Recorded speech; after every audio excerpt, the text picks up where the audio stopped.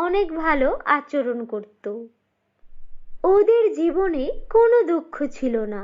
শতরূপা বড় স্কুলে পড়াশোনা করত। শতরূপা যে স্কুলে পড়তো সেই স্কুলে ওর একটা বান্ধবী ছিল। ওর নাম ছিল রূপসা। রূপসা শতরূপাকে অনেক ভালোবাসতো। ওরা দুজন একসাথে স্কুলে যেত, একসঙ্গে খেলাধুলা করত এবং ওরা একসাথেই বসতো। একদিন শতরূপাদের স্কুলে ওদের ম্যাডাম এসে বলে, শোনো বাচ্চারা, তোমাদের জন্য একটা প্রতিযোগিতার আয়োজন করা হয়েছে। আমি জানি আমাদের মধ্যে তোমরা সবাই অনেক ভালো নাচ পারো, তাই তোমাদের জন্য একটা নাচের প্রতিযোগিতার আয়োজন করা হয়েছে। তোমাদের মধ্যে যে সবচেয়ে ভালো নাচ করতে পারবে তাকে 1,00,000 টাকা পুরস্কার দেওয়া হবে। আশা করি তোমরা সবাই অনেক ভালো নাচ করবে। ঠিক আছে বাচ্চারা, পরবর্তী প্রতিযোগিতার জন্য প্রস্তুত হয়ে যাও। এই বলে ম্যাডাম চলে যায়। শতরূপা ও রূপসা এটা শুনে অনেক খুশি হয়। রূপসা শতরূপার চেয়েও অনেক ভালো নাচ করতে পারত। শতরূপা বলে, রূপসা, তুই তো অনেক ভালো নাচ পারিস। আমার বিশ্বাস এই প্রতিযোগিতায় তুই ফার্স্ট হবি। হ্যাঁ, আমি অনেক ভালো নাচ পারি, কিন্তু আমার তো তেমন সুন্দর কোনো ড্রেস নেই। আমি কি করে নাচ করব? আরে তুই চিন্তা করিস না, তুই তো জানিস আমি আমার মামার বাড়িতে থাকি। আমার মামাদের অনেক টাকা আছে। আমি মামাকে বলে তোর জন্য একটা ড্রেস এনে দেব। ঠিক আছে, তুই আমার সবচেয়ে ভালো বন্ধু শতরূপা। শতরূপা ও রূপসা কথা বলছিল, তখনই পাশ থেকে মিতু নামের একটা মেয়ে ওদের কথা শুনছিল। আচ্ছা, শতরূপার মহান হওয়ার খুব ইচ্ছে, তাই না? নিজে তো থাকে মামার বাড়ি। কেন রে, তুই প্রতিযোগিতায় নাম দে। এসেছে রূপসা ফার্স্ট হবে, হওয়াচ্ছি তোদের ফার্স্ট। আমি হব নাচে ফার্স্ট। আর এই রূপসাকে তো আমি কিছুতেই প্রথম হতে দেব না। আমি আমার ভাইকে বলে রূপসার একটা ব্যবস্থা করব, তারা।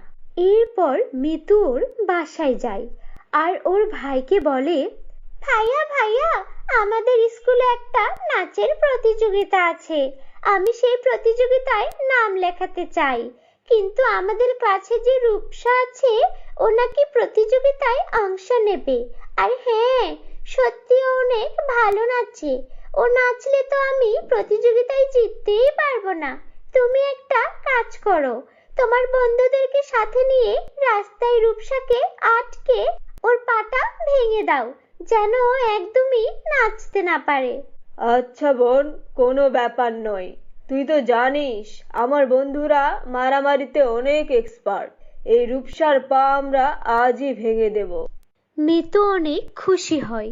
তারপর মিতুর ভাই যখন ওদের ক্লাস শেষ হয়, রাস্তায় অপেক্ষা করতে থাকে।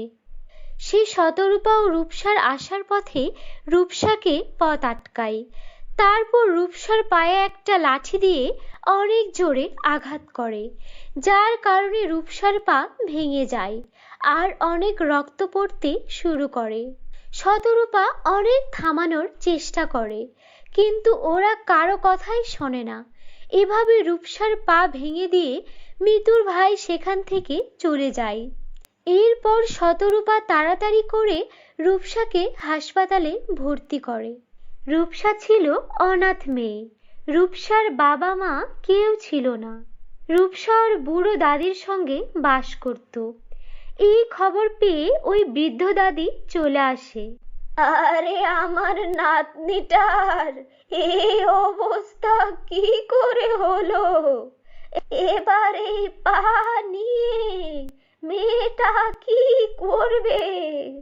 দাদি, আমি অনেক চেষ্টা করেছি রূপসাকে বাঁচানোর, কিন্তু কোথা থেকে কতগুলো ছেলে এসে রূপসার পা ভেঙে দিয়ে গেছে।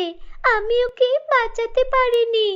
কি আর করবে, মেয়েটারও পুরা কপাল, বাবা মা কেউ নেই, আমি মানুষের বাড়িতে কাজ করে আমাদের সংসার চালাই। এই পা ভাঙা মেয়েকে আমি এখন কিভাবে দেখে রাখবো? দিদি, আপনি চিন্তা করবেন না, আমি আমার মামা বাড়িতে কথা বলে ওর চিকিৎসার ব্যবস্থা করব। এরপর শতরূপা ওর বাসায় চলে আসে আর ওর মাকে রূপসার সম্পর্কে সবকিছু খুলে বলে। মা, জানো আমার বান্ধবী রূপসাকে কতগুলো ছেলে এসে ওর পা ভেঙে দিয়ে গেছে। এখন রূপসা বেচারি তো উঠে দাঁড়াতেও পারে না। ওর চিকিৎসার জন্য কিছু টাকার প্রয়োজন। তুমি মামাদের বলো না কিছু টাকা দিতে, যেন ওর চিকিৎসাটা হয়ে যায়। ঠিক আছে, আমি তোর মামাকে বলবো যেন রূপসার চিকিৎসার জন্য টাকা দিয়ে দেয়। কিন্তু মা, চিকিৎসা হলেও তো ওর সামনে একটা প্রতিযোগিতা আছে, নাচের প্রতিযোগিতা। তুমি তো জানো ওদের পরিবারের অবস্থা কত খারাপ।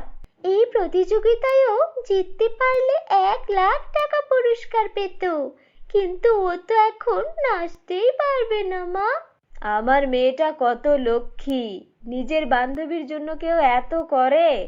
আর তুমিও তো ভালো নাচ করতে পারো, তুমি প্রতিযোগিতায় অংশ নিচ্ছ না কেন? না মা, রূপসাদের টাকার খুব প্রয়োজন। আমাদের তো মামারা সাহায্য করে, কিন্তু আমি চাই রূপসাই যেন এই প্রতিযোগিতায় প্রথম হয়। ঠিক আছে, তোমার মন যেহেতু এত বড়, আমি তোমাকে একটা উপায় বলি। আমাদের গ্রামের পিছনে একটা কালো জঙ্গল আছে। আমি ছোটবেলায় সেই জঙ্গলে খেলা করতাম। সেখানে একটি পরী থাকে। সেই পরীর সোনা ও রূপার লিপস্টিকের নদী আছে। ওই লিপস্টিক যে লাগায় তার মনের ইচ্ছা পূরণ হয়ে যায়। তুমি এক কাজ করো, সেই জঙ্গলে চলে যাও। ওই পরী একমাত্র যাদের মন সুন্দর আর যারা অন্যর উপকার করতে চায় তাদেরকেই সাহায্য করে। ঠিক আছে মা, তোমাকে অনেক ধন্যবাদ। আমি এখনই যাচ্ছি ওই সোনা রূপার নদীর লিপস্টিকের পরীর কাছে। এরপর শতরূপা বেরিয়ে পড়ে সেই জঙ্গলের খোঁজে এবং সেই কালো জঙ্গলে পৌঁছেও যায়। তারপর যখনই পথ চলতে শুরু করে, শতরূপা দেখতে পায় সেখানে একটা সোনার আর একটি রূপার জাদুর লিপস্টিকের নদী রয়েছে। আরে, এই তো সোনা রূপার লিপস্টিকের নদী। পরী, আপনি কোথায়? আপনাকে আমার খুব প্রয়োজন। তখন সেখানে একটি পরী প্রকট হয়। এসো শতরূপা, তোমার অপেক্ষাই করছিলাম। তোমার মা আমাকে স্মরণ করেছিল আর বলেছিল তুমি এখানে অবশ্যই আসবে। আমি জানি তোমার মন অনেক সুন্দর। এই নাও সোনা ও রূপার জাদুর লিপস্টিক। এই লিপস্টিক তুমি তোমার ঠোঁটে পরে তোমার যা মনের ইচ্ছা তাই বলো। এরপর শতরূপা সেই সোনা রূপার লিপস্টিক নিয়ে রূপসা যে হাসপাতালে ভর্তি আছে সেখানে চলে যায়।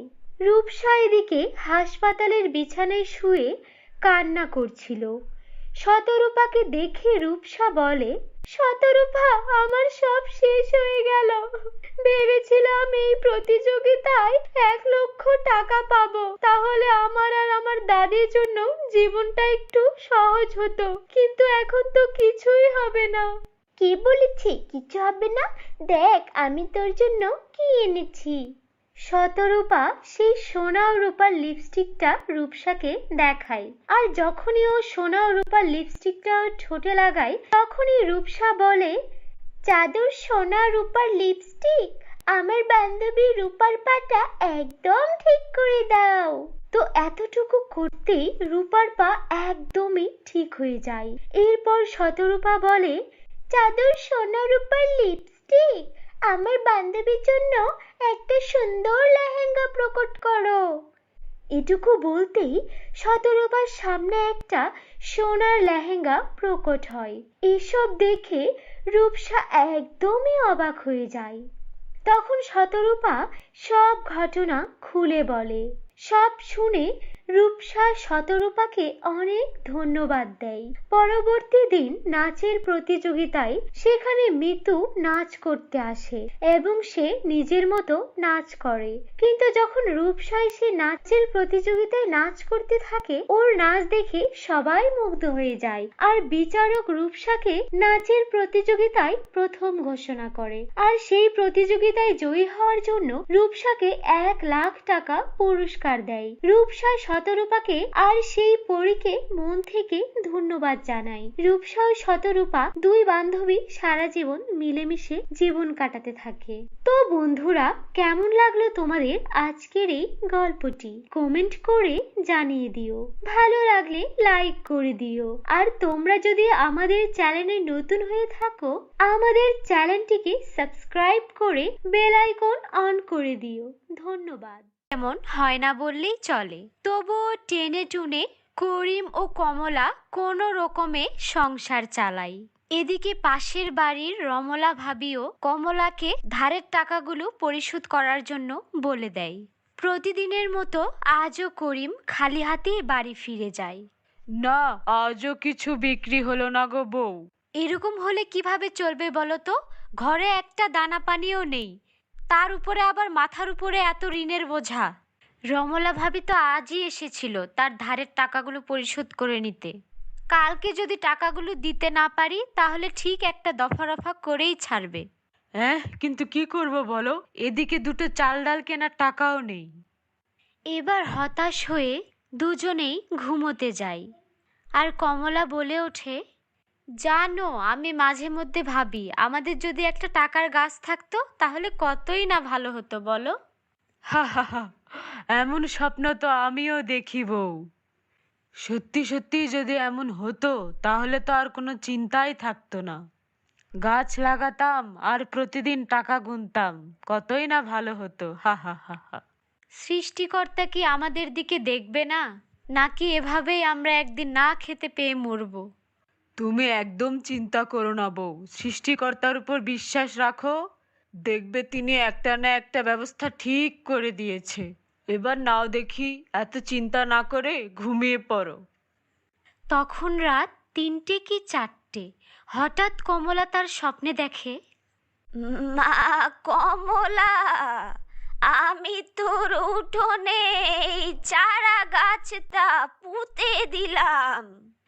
এটা যেমন তেমন গাছ নয়, এটা হলো টাকার গাছ। এই গাছে 1 বালতি পানি ঢাললে এটি একটি বড় গাছে পরিণত হবে। এর ডালে ডালে ফলবে শুধু টাকা আর টাকা।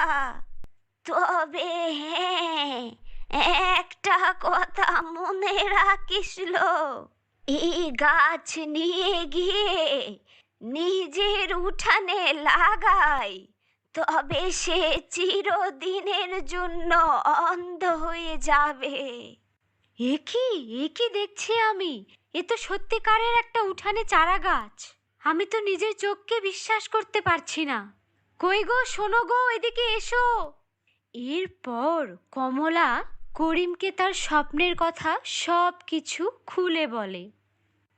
বউ বউ, তুমি আর দেরি করো না, যাও যাও, এখনই 1 বালতি পানি এনে গাছের গোড়ায় ঢালো। আমাদের সুখের দিন আসতে আর বেশি দেরি নেই বউ। তৎক্ষণাৎ কমলা গিয়ে 1 বালতি পানি আনে আর গাছের গোড়ায় ঢালতেই গাছটি একটি প্রকট আকার ধারণ করে। এ কি, আমি স্বপ্ন দেখছি না তো? এ তো দেখি টাকার গাছ। হ্যাঁ বউ, হ্যাঁ, এ কোনো স্বপ্ন নয়। এ দেখো দেখো, টাকা কেমন গড়িয়ে গড়িয়ে পড়ছে। আমাদের আর কোনো কষ্ট থাকবে না। হ্যাঁ গো, তুমি ঠিক বলেছ, আমাদের আর কোনো কষ্ট থাকবে না। এ তো টাকার বৃষ্টি পড়ছে গো, টাকার বৃষ্টি। স্বপ্ন যে এভাবে সত্যি হয়ে যায় এ আমি ভাবতেও পারিনি। হ্যাঁ, এই টাকাগুলো কুড়িয়ে তাড়াতাড়ি ঘরে যাই, চলো। বলছি কি মহারানী, তাড়াতাড়ি ঘর থেকে বের হও দেখি। আজ হয় আমার টাকাগুলো দেবে, না হয় একটা হেস্তনেস্ত করেই ছাড়বো। হ্যাঁ, এই বলে দিলাম। রমলা ভাবি যে, এসো এসো বসো। আমি বসতে আসিনি, আমি আমার পাওনা টাকাগুলো সব নিতে এসেছি। এই নাও ভাবি, তোমার সব টাকা নিয়ে যাও। আহা, কি বলছো, পুরো টাকা দিয়েছো? হ্যাঁ গো ভাবি, একদম সুদ সমেত। কই গো বউ, বাজারের ব্যাগটা দাও দেখি, ভালো মন্দ কিছু বাজার করে আনি। হ্যাঁ গো হ্যাঁ, দাঁড়াও দাঁড়াও, দিচ্ছি। আস্তে আস্তে কামাল ও কমলা তাদের সকল শখগুলো পূরণ করতে থাকে। এমনকি তারা একটি বড় বাড়ির পাশাপাশি একটা গাড়িও কিনে ফেলে। গ্রামে তাদের এই কৃতিত্বের কথা ছড়িয়ে পড়ে। এমনকি তারা প্রতি সপ্তাহে গ্রামের যত গরিব দুঃখী মানুষ আছে সবাইকে কিছু না কিছু দিয়ে সাহায্য করে। তাদের কাছ থেকে কেউ খালি হাতে ফেরে না। এভাবে তাদের দিন ভালোই কাটছিল। কিন্তু হঠাৎ একদিন, না না, আমাকে জানতেই হবে কমলার এত পরিবর্তন কিভাবে হলো। কিছুদিন আগে আমার ধারের টাকায় মেটাতে পারছিল না, আর এখন দেখি পুরো গ্রাম শুদ্ধ মানুষকে খাওয়াচ্ছে, পড়াচ্ছে। না, আমাকে জানতেই হবে। এভাবে আড়াল থেকে লুকিয়ে লুকিয়ে রমলা দেখে তাদের মস্ত বড় এই টাকার গাছ। ওমা ওমা, এ দেখি টাকার গাছ। না, এই টাকার গাছ আমাকে যেভাবেই হোক হাতিয়ে নিতেই হবে।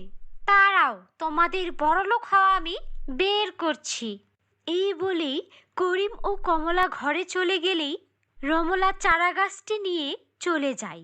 আর চারা গাছটি এনে তার উঠানে লাগানোর সাথে সাথেই, ওমা ওমা, এ কি হলো? আমি যে চোখে কিছু দেখতে পাচ্ছি না। হায় হায় হায়, আমার এ কি হলো? আমাকে বাঁচাও সৃষ্টিকর্তা। বুঝেছি, এ সবই ওই টাকার গাছের জন্য। তার চিৎকার চেঁচামেচিতে গ্রামের সব লোকজন এক জায়গায় হয়। হায় হায় হায়, আমার এ কি সর্বনাশ হলো! সেখানে করিম ও কমলাও ছুটে আসে। এ কি ভাবি, এ তো দেখি আমাদের চারা গাছ, তুমি এটা কোথায় পেলে?